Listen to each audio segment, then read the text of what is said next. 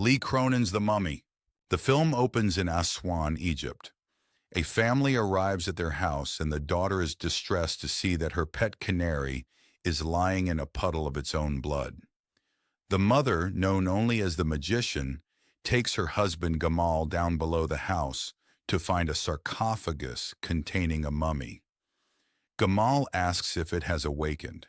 The creature inside shrieks awake, and the hook used to raise the lid snags into Gamal's jaw, killing him. Elsewhere in Cairo, journalist Charlie Cannon is covering stories in the area, along with his pregnant wife Larissa and children Katie and Sebastian. Katie goes outside where she usually meets with another girl named Layla. The magician then appears on the other side of the family's fence and gives Katie a nectarine. A scarab breaks out of the fruit and crawls into Katie's mouth. Meanwhile, Charlie and Larissa notice that Katie is getting candy from an unknown person. Charlie runs outside to discover Katie is missing. He goes into the streets just as a huge sandstorm breaks out, and he sees the magician carrying Katie. Charlie is unable to catch up to them before they disappear from his sight. Charlie and Larissa take their case to the authorities, meeting Detective Dalia Zaki. 8 years later, the Cannons are back in Albuquerque with a teenage Sebastian and their youngest daughter Maud, along with Larissa's mother Carmen. They have avoided traveling after what happened to Katie, and Sebastian is tired of his parents not being able to discuss it. Somewhere in Egypt, a teen on a bike sees a plane crashing in the woods. Amidst the wreckage and corpses of the pilots is a sarcophagus, the same one the magician was guarding. 2 archaeologists recover the sarcophagus and open it. They discover Katie inside, wrapped in bandages and looking like a corpse. She gasps and screams awake. While the Cannons are getting food, they get a call from the embassy to inform them that Katie has been found alive. When they find her at the hospital, they see she is in a catatonic state and only makes light gasping noises. Still, Charlie and Larissa are relieved to be able to bring Katie home. When they bring her home, Carmen prays for Katie but gets heat butted in the face while Katie convulses. The Cannons try hard to help Katie readjust. Larissa and Carmen try to clip her long toenails, but when Larissa tries to clip the big toe, a huge strand of skin going up to her leg rips off. Larissa tries to tend to the wound, but Katie begins stabbing herself in the open cut until her mother sedates her. Charlie and Larissa argue over what to do with Katie, as Larissa thinks she can fix her daughter, but Charlie knows there is something severely wrong with Katie, and he demands answers. Charlie finds bindings with scriptures on Katie's body. At home, Charlie notices that Katie is making clicking sounds with her teeth, and he realizes she is communicating in Morse code since she learned that in the Girl Scouts before she disappeared.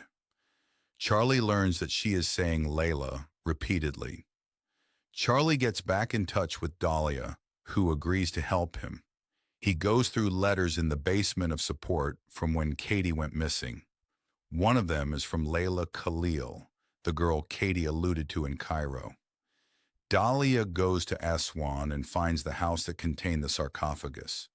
The magician appears to try and attack her, but Dahlia shoots her and incapacitates her. She sees another adult woman who runs toward the edge of a cliff. The woman is an adult Layla, who had her tongue cut out by the magician, her mother, when she tried to reveal the truth about Katie. Layla gives Dahlia a tape with Katie's name on it. Back at home, when Carmen tries to pray for Katie, she bites her grandmother's hand, then makes Carmen's cross necklace wrap around her neck before throwing her out the window. She lands on Charlie's car just as he arrives, and Carmen is promptly devoured by coyotes. The family holds a wake for Carmen. The Katie possesses Sebastian to free Katie from her room. Maud rips out the rest of her baby teeth and then takes Carmen's dentures out, flashing a bloody smile at her parents.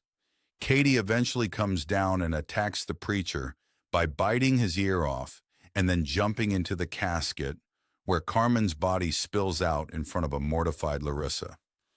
Katie then bites into Carmen's neck and drinks the embalming fluid. Dahlia visits the canons with the videotape. It depicts the magician explaining what the Nazarenian is and how her family has been tasked with keeping it asleep for centuries. The process involves removing the demon from a spent vessel into a fresh body, particularly children, since their bodies can last longer. Despite Charlie not wanting to finish the tape, Larissa insists. So they witness the ritual where Katie had the Nazarenian passed into her body. Katie uses the hypnotized Sebastian to remove more bindings from her skin, allowing the Nazarenian to unleash its full power. It attacks the rest of the family, headbutting Charlie bloody and also forcing a scorpion into Dahlia's throat, which punctures a hole through her neck. Charlie manages to get Katie down while Dahlia has to stick her finger in her throat in order to say the incantation for the ritual. Charlie stands over Katie and allows the Nazarenian to transfer into his body. Katie starts to finally go back to normal. The family keeps Charlie in the sarcophagus, where he taps "I love you" in Morse code. Katie starts to bond with her siblings, while Larissa contacts Dahlia, still recovering, and says they need to talk about Charlie. The magician is shown to be imprisoned in a cell. Larissa shows up and forcefully jabs her with a sedative, then says she knows the woman recognizes her face and whose mother she is. Dahlia wheels in the possessed Charlie, and they proceed to reenact the ritual so that the magician may become the Nazarenian's permanent host.